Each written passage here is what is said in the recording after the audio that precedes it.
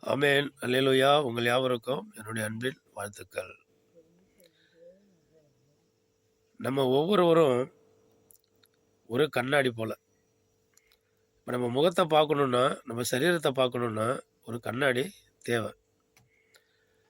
தலை சீவணும்னா, பவுடர் அடிக்கணும்னா கண்ணாடி தேவை. எல்லார் வீடுகள்லையும் அந்த கண்ணாடி இருக்கு. அந்த கண்ணாடிய பயன்படுத்துகிறோம். ஆனாலும் ஒருவர் ஒரு கண்ணாடியா இருக்கிறாருன்னு வைங்க.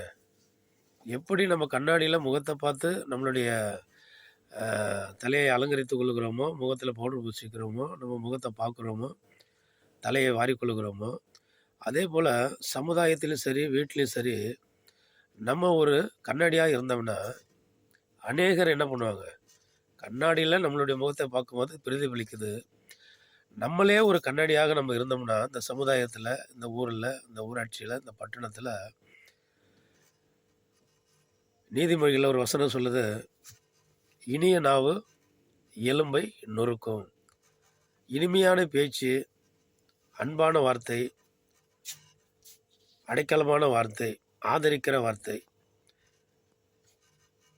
ஆண்டவருக்கு கீழ்ப்படிந்திருந்து மென்மையான வார்த்தைகளை பதட்டம் இல்லாமல் பரிவோடு கூட, அன்போடு கூட அரவணைத்து பேசுகிற அநேகர் இருப்பாங்க.